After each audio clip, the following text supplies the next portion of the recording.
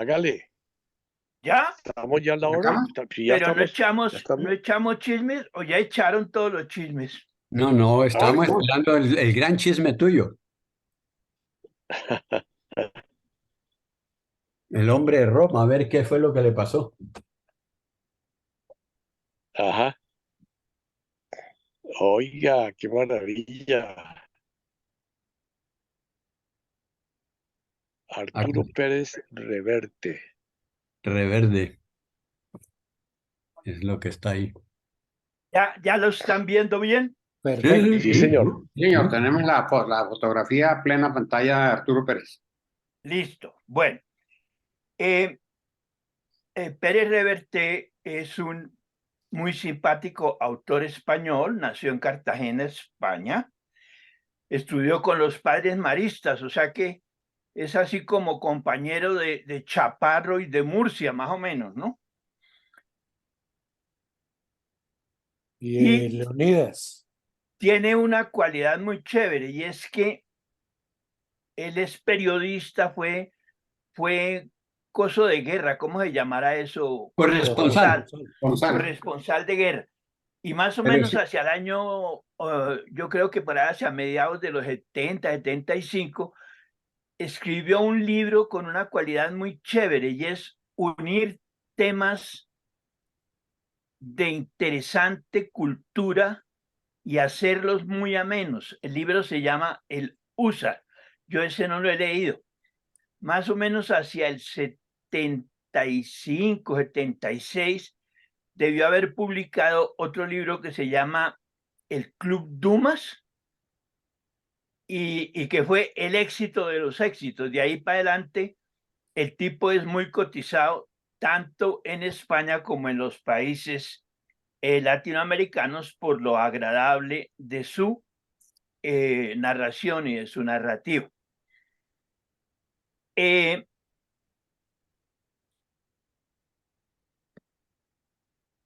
80 y qué será eso, yo no sé, pero no creo que sea muy importante, ¿no? Hacia el 80 y tantos escribió La piel del tambor. Cuando me pusieron la semana pasada que preparara este resumen, caí yo en la cuenta de que yo no me acordaba de nada de este libro. Yo sí lo he leído. Y dije, pero tan raro, ¿por qué no sé nada? Y me puse a pensar y no me acuerdo de ninguno de los libros de Arturo Pérez Reverte. Son muy divertidos, pero digamos, no son libros así como muy de conservar uno, ¿no? Eso lo menciono por lo que voy a decir al final. Un hacker penetra la seguridad del Vaticano. Perdón, ¿cuántos vimos la película de los que estamos aquí? Álvaro Guerra. Yo, Darío. Ah, Gabriel. bueno. Ah, bueno, rico, con eso no hablo yo solo. y Entonces, Fernando, ¿no? Fernando ya, también. No. Fernando la vio. No, ¿No la vio? Hombre, estando en el Vaticano, por favor. No, yo estoy en la Curia General, no en el Vaticano, estoy trabajando. Ay, ves, la proximidad es igual, solo un Sí, paso. pero el tiempo no da para ver cine. Muy bien, buena presentación. ¿sigo? Sí, Siga, siga. Un hacker penetra la seguridad del Vaticano y deja un mensaje en el computador del Papa. La Iglesia de las Santas Lágrimas en Sevilla está matando para defenderse. El apuesto padre Cuar, estrella del Instituto de Asuntos Exteriores, brazo de la inteligencia del Vaticano, es enviado a investigar. A Cuar le aguardan el peligro, la intriga, los dilemas morales y la irresistible duquesa Macarena. ah, sí, ya se puso bueno eso. Para construir un moderno desarrollo financiero, un poderoso conglomerado quiere demoler en la ciudad de Sevilla una antigua y muy valiosa iglesia, propiedad de una aristocrática familia de la ciudad.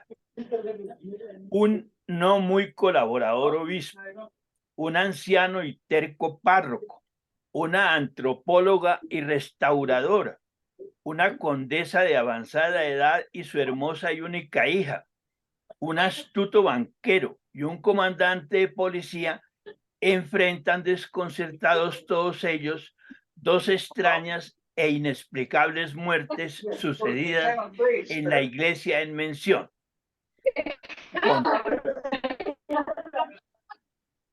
¿Qué pasó? Con todos estos,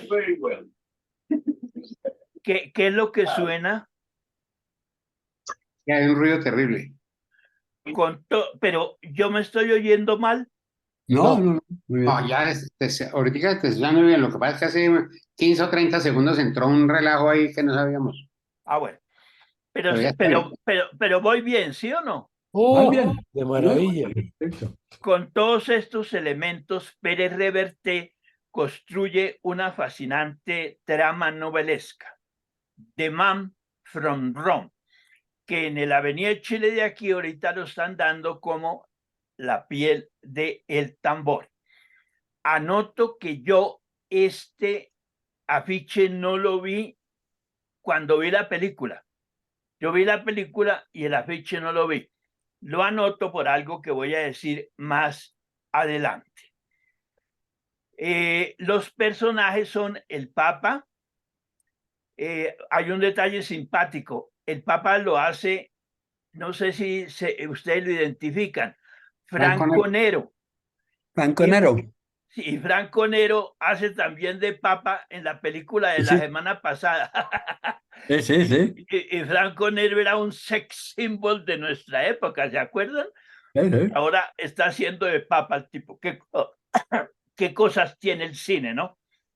Ahí tienen al Papa, tienen dos obispos, un poquitico medio dinámica entre los dos, hay enfrentamiento simpático entre los dos y un personaje simpatiquísimo, un muchacho que es el Tebas de la informática y que obviamente maneja el Instituto de Informática del Vaticano. Aquí hay una cosa que me parece importante anotar. Yo no me acuerdo de que estas cosas estén en el libro. Y si el libro fue escrito hacia el 95, estas cosas no podían estar en ese libro, porque en el 95 no había ni internet, ni departamento de informática, ni cosas de esas, ¿no? Entonces parece ser que la película avanza sobre la trama del libro muy chévere, ¿no? Okay. El protagonista es el padre Quark. Lo hace un actor español también. La película está hecha por españoles, producida por España, Italia y Colombia. Y la crítica española la despedazó, les parece requete mal. Ahí tienen la bellísima iglesia de las Santas Lágrimas y tienen al padre Quark cuando llega a esa iglesia y se encuentra con la restauradora que le va a dar unas sorpresas muy chéveres. En esta imagen el padre está viendo el cuadro de la Virgen que da nombre a la iglesia porque es una dolorosa y las lágrimas son unas perlas súper finísimas, súper cotizadísimas que la familia de la condesa, esta es la condesa, perdón, la duquesa y su hija le colocaron al cuadro de la Virgen. Yo tengo entre gallos y medianoche que había un pirata también. En la película no se ve nada de pirata, pero cuentan que el collar de perlas se lo regaló a alguna antepasada de la familia, un pirata, me parece, ¿no? Ahí tienen también la arqueóloga y la arqueóloga resulta, aquí está el padre con la familia de la duquesa en el palacete que tiene la duquesa, que ya están las pobres muertas de la pobreza y que no saben cómo sostenerse y que sin embargo quieren mantener la iglesia y no dejarla destruir. Resulta que la arqueóloga es monja y eso es bastante divertido en la película al final. Aquí tienen al banquero, lo interpreta como cosa simpática el papá del famoso muchacho que ahorita está haciendo tanto escándalo por un asesinato de un colombiano. ¿Sí se acuerdan? Sí, No estoy en Colombia. sí. Este es el papá de ese muchacho. Y el comisionado de la policía lo interpreta Mayarino. ¿Cómo se llama Mayarino, Dios mío? Víctor. Víctor Mayarino. Me sorprendió. La película está en inglés y Víctor se defiende muy bien, claro. Víctor es de Nueva Granada, entonces se defiende Sí, no, y maravillosamente. él estuvo estudiando cosas de producción y actuación en Londres, con la Sí, BBC. claro. Entonces habla un inglés muy chévere. Abajo les puse unos malandrines para algo que voy a usar más adelante. ¿Esos son los 3 colombianos? No, Colombia. Posiblemente, pero no. Estos 3 son españoles, los 3. Sí debe haber uno que otro colombiano. En la primera parte de la película, el pobre padre Cuar está completamente desubicado y este es el párroco, que es muy mal geniado y muy confuso, como para que el padre Cuar entienda qué será lo que está pasando. Hacia un momento de la película, por la hija de la duquesa que va a desempeñar un papel muy simpático. En la película apenas si medio sugieren romance entre el padre y la hija, pero no me parece muy importante. Descubre que las perlas que tiene el cuadro, aquí tienen el cuadro de la Dolorosa, son falsas. Y la hija le cuenta que las tuvieron que vender para poder manejar el problema que se les presenta con los banqueros que quieren tumbar todo el monasterio para construir ahí un gran conglomerado y valorizar toda esa plata. En ese momento aparece uno de los malandrines llevándose las perlas porque lo van a usar como elemento, si comprueban que son falsas, lo van a usar como elemento contra la familia y se sucede un tercer asesinato terriblemente misterioso. Desesperado el padre Cuar llama a este muchacho y este muchacho descubre 2 cosas: que fue la familia de la duquesa la que vendió el collar y que este curita no es quien dice ser en ese momento, sino que es una ficha que el cardenal, buena persona, colocó ahí porque lo tiene que tener escondido. No puedo dar más detalles de la película porque si los que la quieren ver la van a ver, pues no tiene mucho sentido que yo se las dan. Entonces, Uno la va a ver. yo creo que sí, porque es simpática. Pero bueno, de todas maneras, ¿para qué se la daño al que sea, no? Y no hace Total. falta. Sí, De acuerdo. no hace falta. Si alguien quiere preguntarme algo al final, pues yo con mucho gusto, si puedo, se lo respondo. Entonces coloqué 3 temitas de toda esta baraja tan chévere que me imagino ustedes alcanzan a darse cuenta. Es más una aventura superficial que algo para uno, digamos, enriquecerse, ¿no?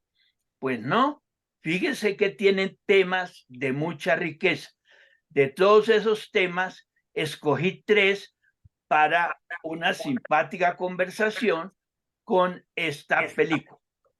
Primer tema: un sacerdote con arma de fuego. Les dije que yo no había visto este afiche, ¿no?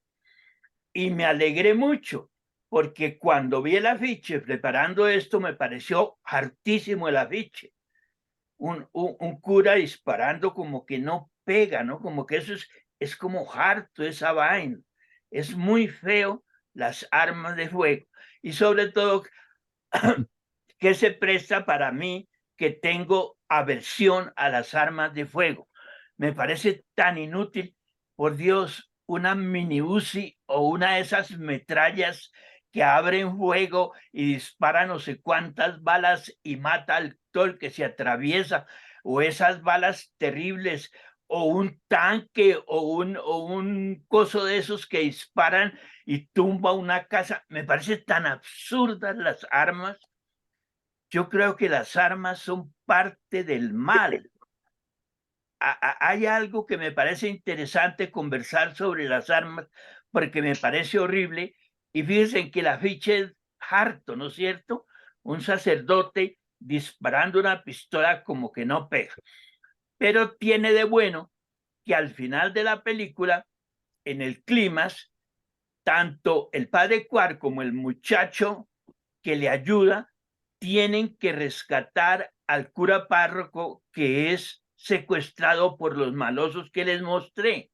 Y entonces hay una pregunta muy bella. ¿Cuáles son las armas del bien? Frente, segundo tema, la cobardía del mal. Fíjense que hay un desfase muy terrible entre lo que el bien debe hacer y las armas terribles que tiene el mal. En este segundo tema están estos señores. Fíjense que las armas del mal son absolutamente demoledoras, ¿no? El asesinato, la extorsión, el chantaje, el secuestro y el no tener en cuenta en nada, absolutamente en nada, me parece tan duro el desfase y tan injusto que hay entre el bien, defendiendo el bien, contra el mal que tiene todas las de ganar y que está muy bien simbolizado en las armas. No sé si les gusten esos dos temas. Si ven la película, verán que al final es sorprendente por parte de Pérez Reverte el desenlace, que no se los puedo contar, en los que el mal es vencido por el bien de una manera tan chistosa y tan simpática. Tanto el desenlace de la película como un pequeño epílogo que hay entre el padre Quark y la monja son espectaculares para redondear todos estos temas. Ofrezco como tercer tema una cosa más positiva y bastante diferente. Las iglesias en mi imaginario personal. ¿Qué es una iglesia? ¿Para qué es una iglesia? ¿Para qué sirve una iglesia? ¿Vale? Tan lindo ese tema. Me recuerdo que cuando yo estaba en arquitectura, llegó un profesor joven de esos así dicharacheros, pedantes y que se las dan ya mucho.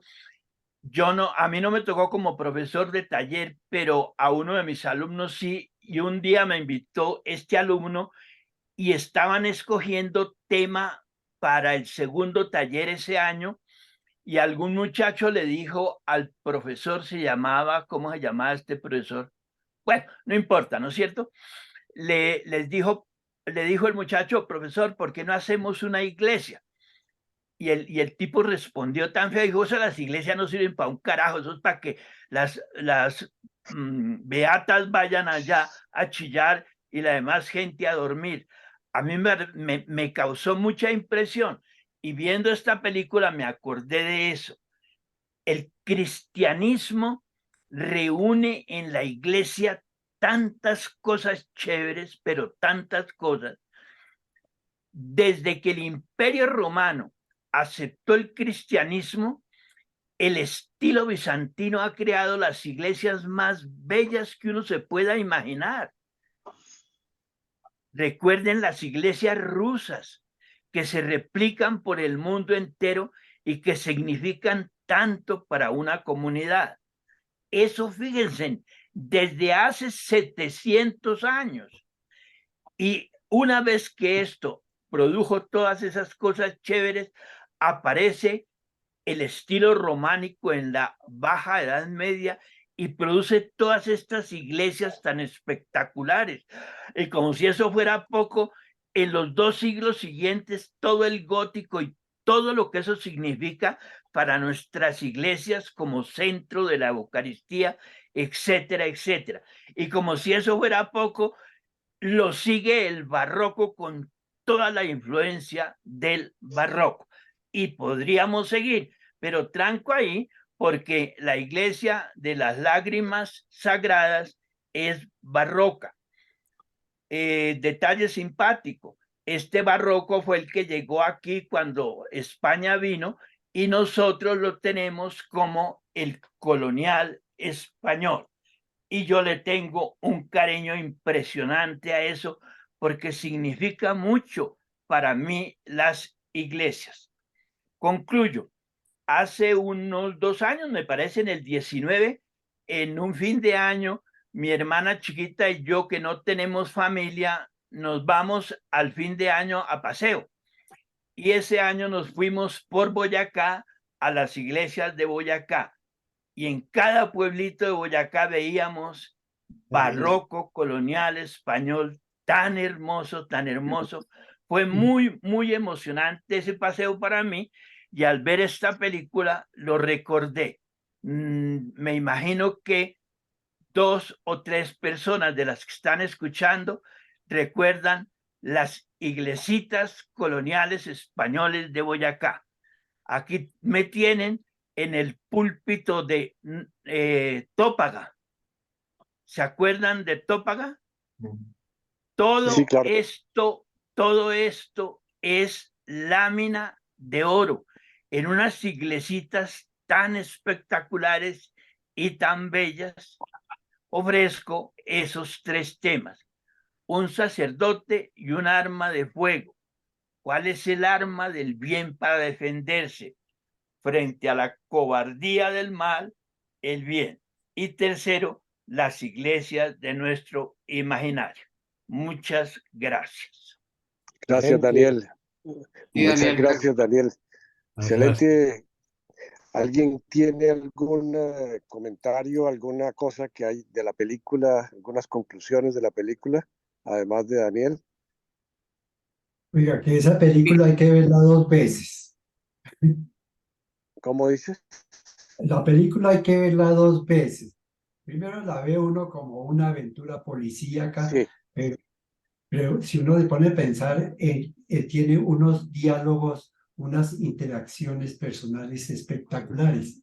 Entonces, por eso sugiero, yo ya la vi una vez y creo que tengo que verla otra vez. Es de ¿Me una- de pueden esa- qué bien. sacar, por favor, que no puedo yo? Ahí sí me queda dificilísimo, pero Ya fui te capaz. toca. Ya fui capaz. Dale, dale, pues. Listo, listo. Álvaro, ¿quería decir algo? sí, perdón, Si una quieren, anotación. si quieren preguntar algo y no les daño la película, con mucho gusto. Y si no, pues Te quería preguntar en algún momento yo me acuerdo que en la película están mostrando unos papeles y aparece el nombre de uno de los religiosos que con SJ, como Sí, como sí, de jesuita. sí, sí, ¿A sí. quién identificas ahí, o mejor dicho? no, yo no caí en la cuenta de ese detalle. Yo no lo Creo vi. que, creo que era. Creo que un eh, par de veces sale el SJ por ahí. Yo creo que es yo el tengo. párroco viejito, yo creo que es. Ah, sí, señor.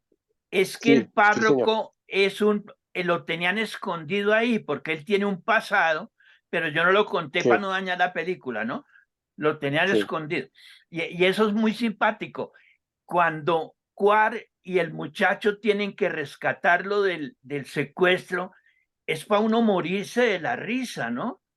ujú, Y yo no, como yo no conocía el afiche, a mí lo que me impactó fue ver cuando Cuar saca la pistola de la maleta. Dije yo, no, no hay derecho, un cura con una pistola, absurdo. Después les toca comerse la pistola porque no les sirve para nada a ninguno de los dos. Y hay un chiste buenísimo en la película. Cuar le pregunta al muchacho, ¿tú sabes manejar un arma? Y el muchacho responde, pues yo he visto películas. eh, yo quisiera compartirles, yo acabo de ver la película, la vi hace una hora, terminé de verla hace una hora, estábamos con Pilar viéndola y saqué unas conclusiones que quisiera compartir con ustedes muy rápidamente, porque además de lo que dijo Daniel, a mí yo trato de ver qué dice la película y qué le está diciendo a la gente. Para mí es una historia ficción que muestra al espectador le queda una disputa entre una iglesia universal, el Vaticano y España, es decir, el cura es enviado del Vaticano a España, a Sevilla, muy vulnerable, una iglesia muy vulnerable y claramente asociada y dependiente de unas clases dirigentes, de una nobleza y de todas sus intrigas. Y es una iglesia igual en las intrigas con los poderes comerciales y políticos que estaba combatiendo el cura, ¿no es cierto? Muestra, la, muestra una monja que es la muchacha que Daniel describe, disfrazada una monja que aparentemente tiene un pasado de izquierda, disfrazada de piedad, pero decidida a conservar un patrimonio artístico. Eh, Otra cosa que me impactó fue, evidentemente dentro de su ficción, es mostrar una falsa alta tecnología del Vaticano.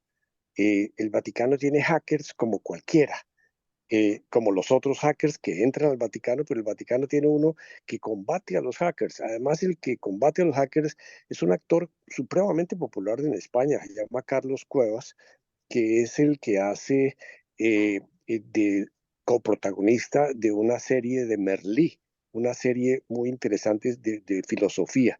Pero aparte de esto, ese sacerdote que es el enviado del Vaticano también es un ser humano. Entonces sucumbe a los encantos de la hija de la condesa, eh, y pues evidentemente, aparentemente hay algo ahí. Para mí el gran mensaje de la película es que muestra al público una iglesia humana.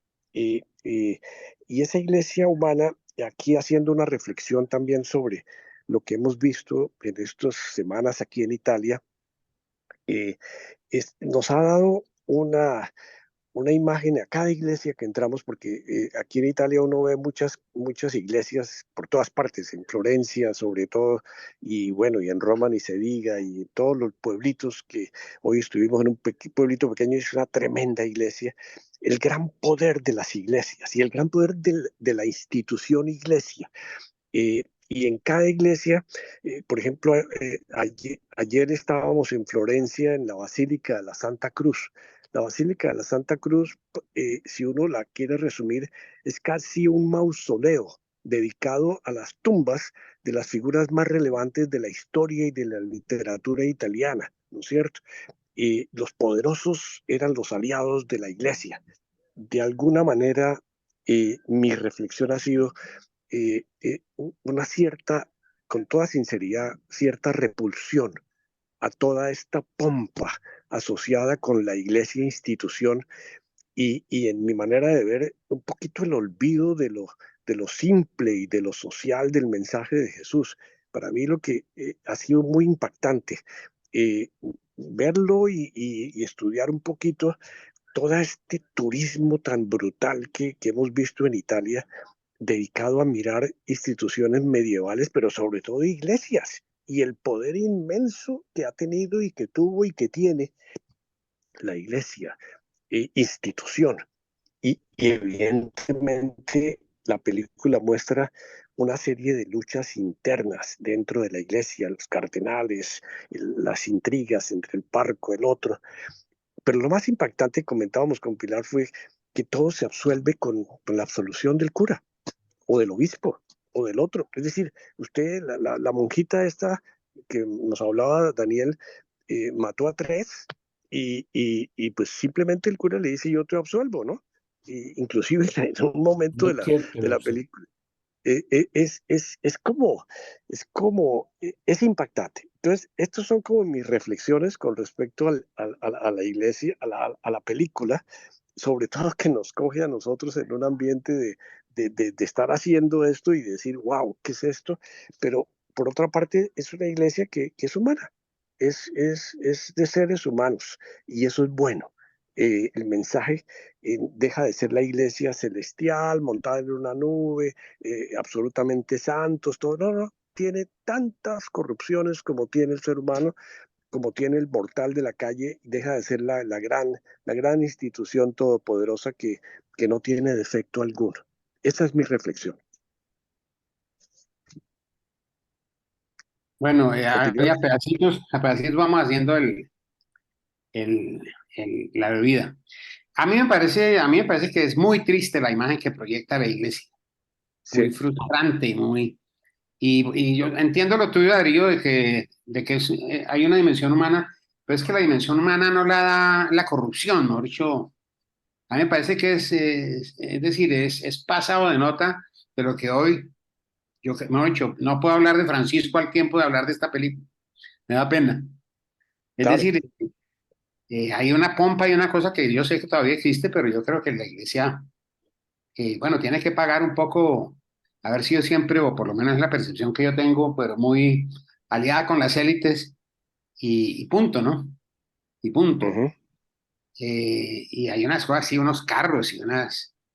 Y en general me parece, mejor dicho, no solo no humanos, sino demasiado humanos, mejor dicho, humanos sin H. Ujú.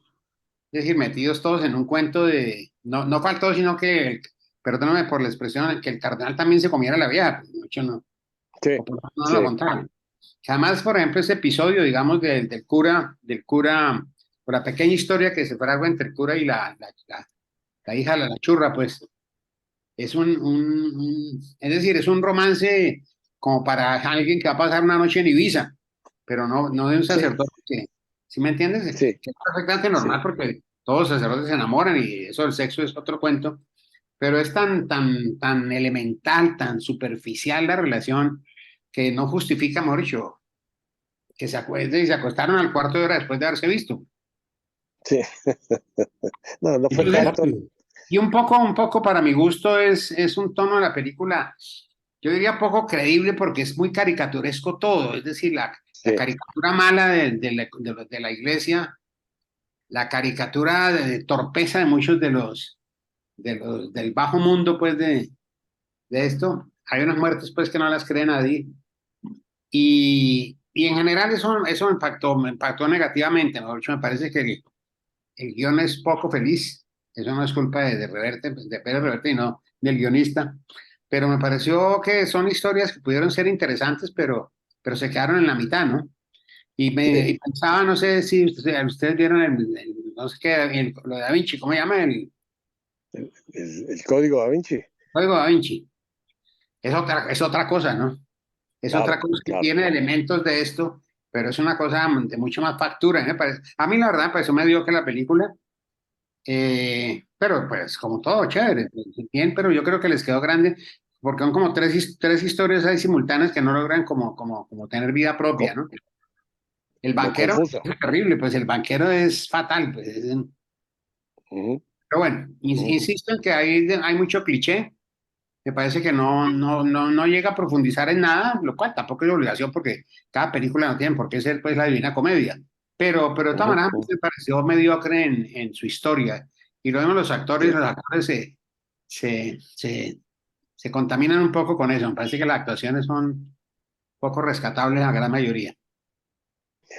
qué bueno, Álvaro. Excelente comentario. Me parece muy bien. ¿Alguien más? A ver, yo fui a ver la película pensando en que iba a ser otra cosa distinta.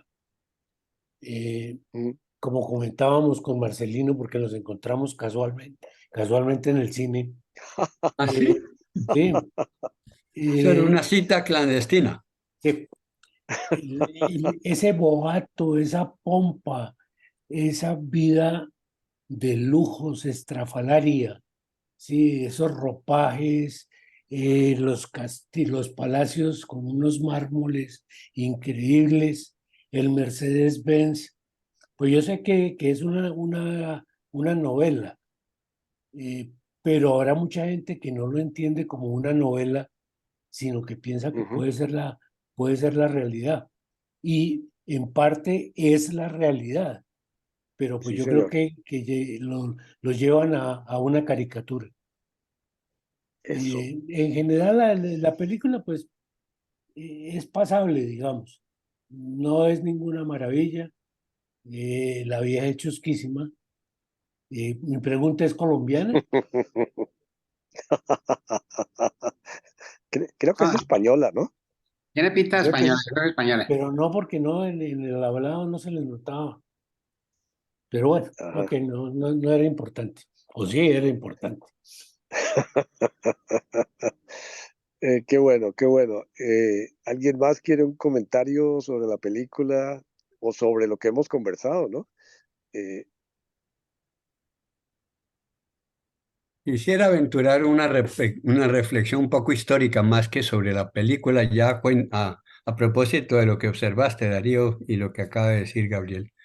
Ah, históricamente, todas las religiones las religiones mundiales han tenido más o menos el mismo patrón de desarrollo. Aparece el profeta, el mensajero de Dios, el que da la revelación. Tienen un grupo que enseguida se convierten en los seguidores, los apóstoles, los seguidores de Mahoma, los seguidores de Moisés. Y cuando se va el fundador, de alguna manera deja algunas indicaciones o no de cómo organizar ese movimiento religioso, espiritual. Y más o menos, si no ha habido mucha claridad en cómo organizarlo, la organización va tomando fuerza y estructura de acuerdo al momento histórico y en el país en donde se encuentra. Me tomo, pues, para no expresarnos en la Iglesia Católica. Si recordamos, y me corriges, Fernando, si estoy haciendo algún error histórico de reinterpretación, realmente la Iglesia Católica dejó de ser la Iglesia de Cristo en el momento en que la convirtió los dos emperadores romanos, uno que le actó el ataque de los seguidores de Cristo, la primigenia Iglesia, y el otro cuando la hizo y la convirtió en la religión del Estado. Al ujú. convertirla en la religión del Estado, le dio una prohibición inmediata a que no podía existir ninguna otra religión pagana en ese momento.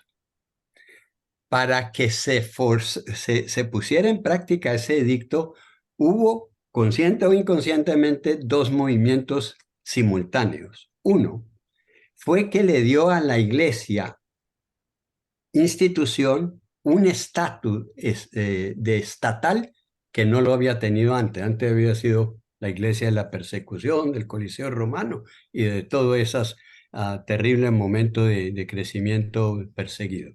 Al dar el estatus de religión estatal, le dio el apoyo tácitamente que necesitaba para consolidarse. Entonces comenzó a dar una serie de prebendas a la institución que antes no tenía.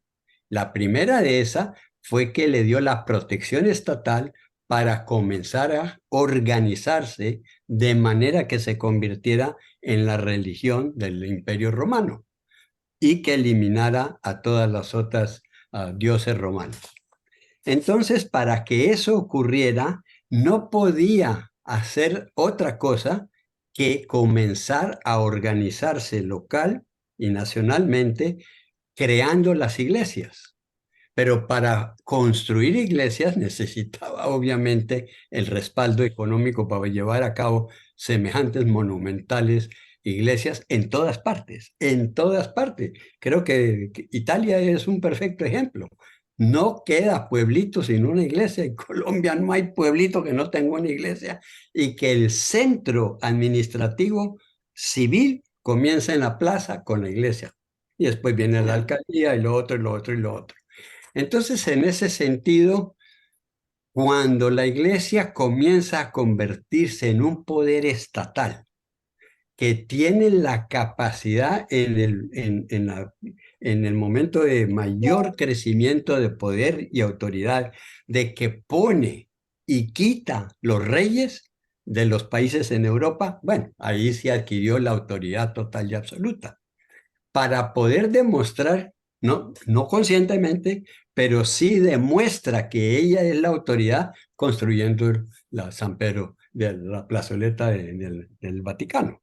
Es obvio que ahí cualquiera que llega por primera vez queda absolutamente asombrado a la construcción esa tan extraordinariamente, y ahí le damos todos los kudos a los ingenieros y artistas que participaron en crear semejante monumento arquitectónico, artístico y todo lo que usted quiera. Pero en eso, entonces la iglesia se metió en una camisa de fuerza institucional que hasta el día de hoy no puede, casi que no puede quitársela encima.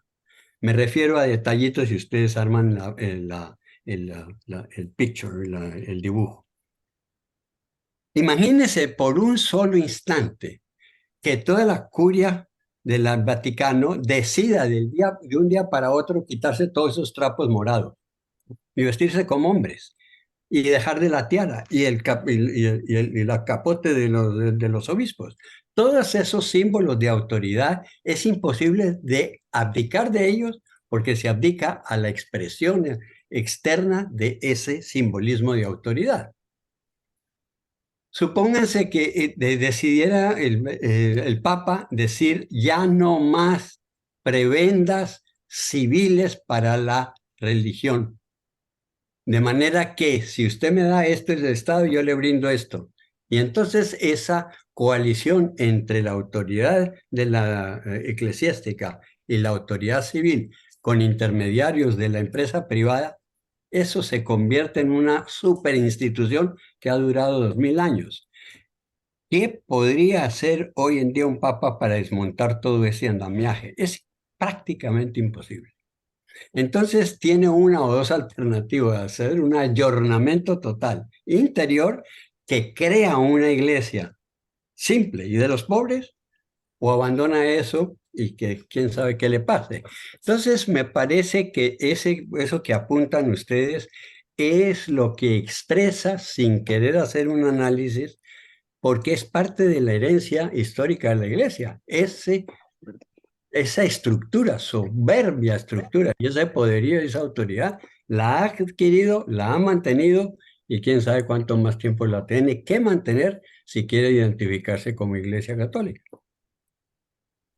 Qué bien, qué buen análisis, Reinaldo. Me parece muy completo, pero es una percepción, desde luego. A mí me encantaría oír a Fernando Sí, sobre perdón, esto. Fernando, si en algún Sí, momento hiero tu sensibilidad, pero es no. ¿Qué piensas, Ferdi? Primero, no he visto la película. Segundo, mi, mi primera... no, es que no tendría autoridad ahorita de hablar, pero el análisis que ha hecho Reinaldo, el mismo que has hecho tú, Darío, sí, es una parte de la verdad, ¿no? Ujú, Que no puedo negar, que no podemos negar. En la iglesia hay lujos, en la iglesia hay excesos, en la iglesia hay poderes, en la iglesia hay corrupción, en la iglesia hay, bueno, todo lo que una sociedad ujú, tiene. ujú, Pero hay una iglesia también de la cual pues, habría que hablar, ¿no? De una iglesia pobre, ujú, una iglesia comprometida, una iglesia sencilla. Y bueno, y segundo, es muy bueno hablar de la iglesia, pero ¿quién es la iglesia? ¿Solo los cardenales, el papa, los curas, las monjas? ¿O la iglesia es Álvaro Guerra, Reinaldo Pareja, Gabriel, Daniel, Marcelino, Ferdi, ujú, etcétera, compañía? Entonces, esa es otra visión, ¿no es cierto? Esa es otra visión. ujú, Por eso, de lo que han dicho, pues estoy completamente de acuerdo. Hay una imagen que puede generar escándalos y que de hecho los ha generado, ¿cierto? ujú, ujú, Pero hay que hilar delgado también en otra serie de cosas. Un poco lo que decía Reinaldo, por ejemplo, no quitar todas las mitras y quitar los ornamentos. tendríamos que entrar en el tema de los símbolos, tendríamos que entrar en el tema de muchas cosas, ¿no? Decir a los militares, oiga, quítese las estrellas, quítese el uniforme, o al médico dice, quítese usted su colonoscopio, quítese su camisa o sus prendas de operar. No, hay cosas que tienen un sentido, que tienen un significado y que obviamente también hay que saberlas leer y entender. Pero obviamente en conjunto y ¿en qué diría yo? Sí, en una visión, pues, desde una perspectiva, o de una sola perspectiva, pues, repito e insisto que es claro que no se puede negar todo ese tipo de cosas criticables, de comportamientos, de actitudes, de imagen que da la iglesia, pues sí, como institucional, yo no sé cómo podría llamarlo, ¿verdad? Eso es un hecho, ¿no?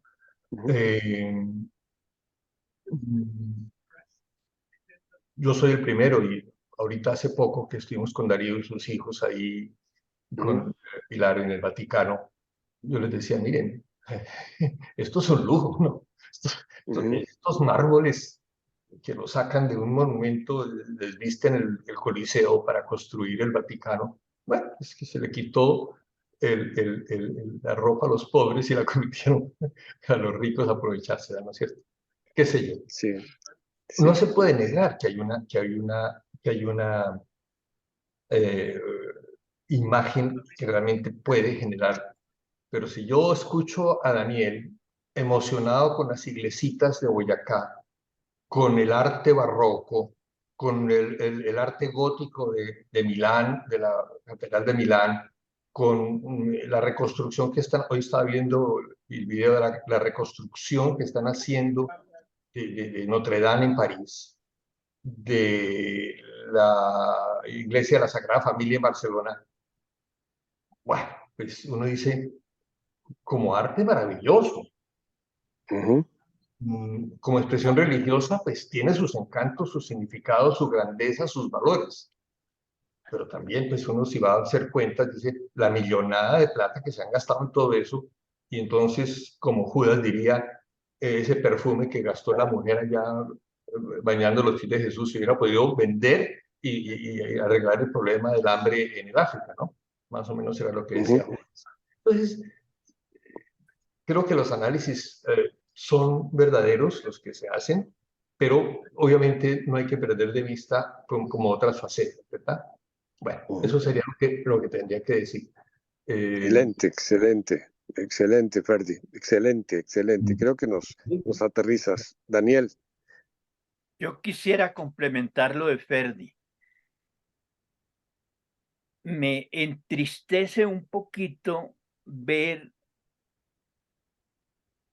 esa seccionalización que gente inteligente hace de el católico, el cristiano y la humanidad en general.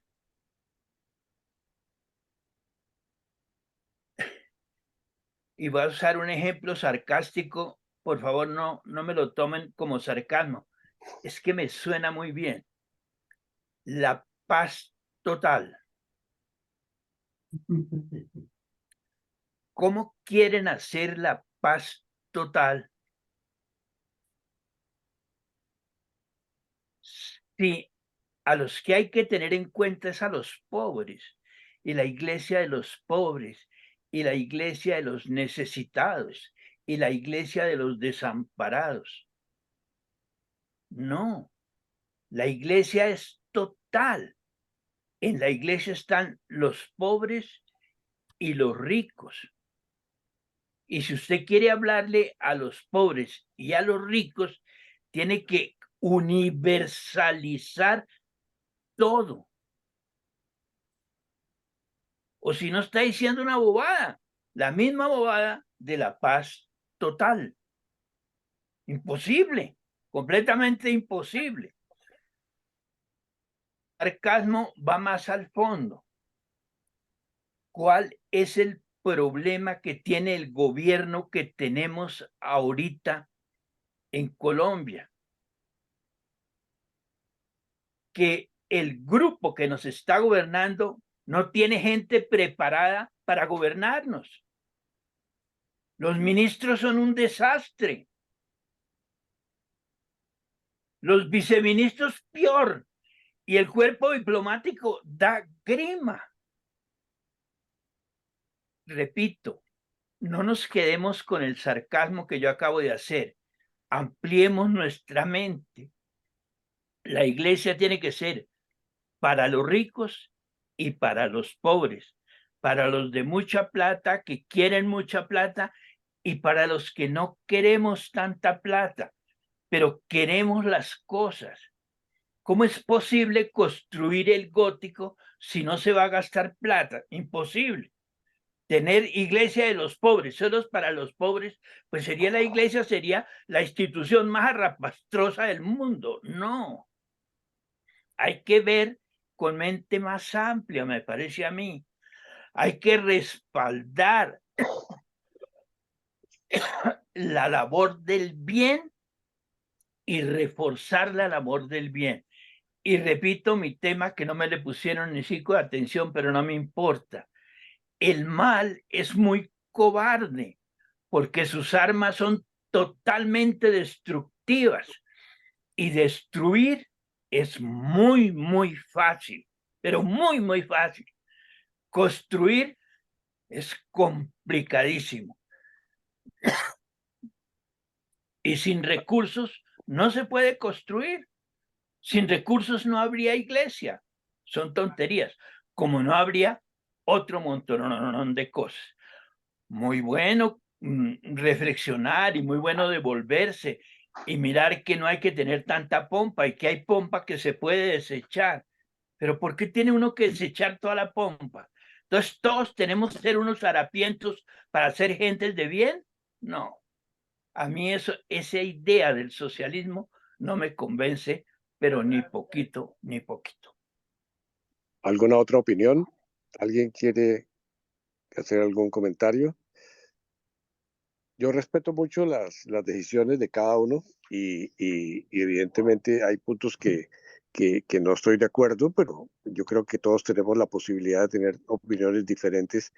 Eh, Me parece que la película, volviendo al tema, sí es una película que a pesar de lo mediocre que pudiera parecer, si uno se imagina el impacto que hace en personas que nosotros hemos estado asociados a la iglesia, a la compañía de Jesús, es decir, tenemos todos un bagaje bastante cercano a la iglesia, pero alguien que no tiene ningún bagaje cercano a la iglesia y ve la película dice, qué cosa, qué humanos son estos tipos también.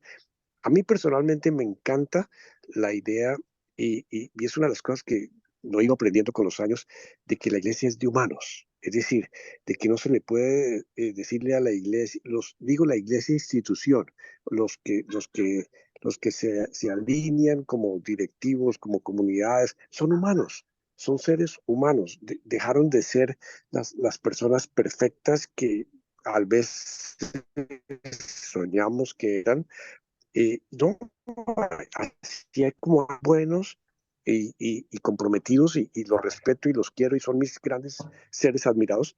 Hay otros que realmente son como los demás. Es decir, así como hay pederastas y abusadores dentro de la iglesia, como decía el Papa Francisco, los hay muchísimo más en el mundo de las familias, pero que no salen, ¿no es cierto? Y entonces, para mí lo bueno de todo esto es que la iglesia se está mostrando cada vez más humana, más real, menos celestial y mucho más comprometida con su gente. Y eso creo que es un gran avance de la iglesia institución, incluyéndonos nosotros, ¿no es cierto? Porque yo pienso que sí tenemos una necesidad de pensar en la equidad. Es decir, no es que sea el rico contra el pobre o el pobre contra el rico, sino el que tengamos todos oportunidades, el que nunca las ha tenido, las pueda tener. Evidentemente, si hay algo que falta en un lugar, el que tiene demasiado debería contribuir. Y eso es lo que hace un gobierno tratando de crear una equidad o una cierta justicia social o una distribución sin necesidad de entrar en conflictos, ¿no es cierto? Esa es mi percepción, pero sobre este tema yo creo que la película nos ha dado la posibilidad de una reflexión interesante y yo creo que vale la pena. Preguntas sobre el tema, comentarios. ¿Alguien tiene alguna idea sobre una próxima? A mí me encantó la idea de discutir películas, porque es sobre algo, ahí vamos compartiendo un tema común y las conclusiones que, como vemos, son diferentes. Cada uno lee las películas de una manera diferente. ¿Alguien más? Sí, como ya dañaron el final de la película, yo sí quisiera reflexionar un poquitico sobre el final de la película. El epílogo que pone Pérez Reverte es muy ambiguo, muy ambiguo. La antropóloga, que es monjita, le pide al padre Cuar que la confiese y es muy interesante cómo se maneja eso, porque queda uno con un sabor muy amargo si fue que la monjita les preparó la trampa a los 3 que se matan ahí en la iglesia, o si hay razones, pero entre comillas las razones que es típico de Pérez Reverte, manipular de alguna manera la mentira. La monjita se cree que ella es asesina y Cuar le deja la duda. Si fuiste tú la que mataste, porque con un poco de humor la escena se desempeña en que ella piensa que los tipos se mataron por culpa de ella. Sí. Pero queda la duda de si, por ejemplo, cuando el ladrón quiere robarse las lágrimas para comprobar que son falsas, se resbala y se cae. Y se salva esa vaina, que si llegan a comprobar que las perlas son falsas, se les cae todos los argumentos contra los banqueros. Entonces queda la duda de qué fue lo que pasó ahí, un accidente o un asesinato. Eso me parece tan chévere, tan chévere. Y tenía para el final que estoy un poquito desilusionado, pero bueno. Pérez Reverte tiene este libro, Una historia de España. Es chiquito y es baratico.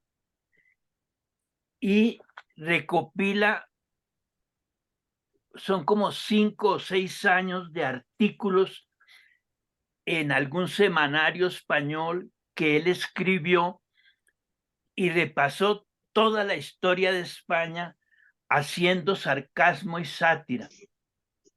Me parece muy interesante sobre la discusión que hemos tenido. Hay una dualidad terrible en las ideas, ¿no? Lo que a uno le parece mal de un rico, carajo, los ricos también lloran y los pobres también ríen. Me gusta mucho esa ambigüedad de ver las ideas. ¿Por qué? Porque en mi manera de ser nunca he sido aficionado al dinero, pero no me ha faltado nunca nada. Es tan ambiguo saber si lo que se está haciendo hay fuerzas superiores que llevaron a ese sitio o si hay culpabilidades y dónde está la culpabilidad. Si quieren entender la ambigüedad de la vida, les aconsejo leer a Pérez Reverte. Qué bien, Daniel, qué buena conclusión. Bueno, señores, tema para la próxima. ¿Qué hay? Gabriel. Gabriel.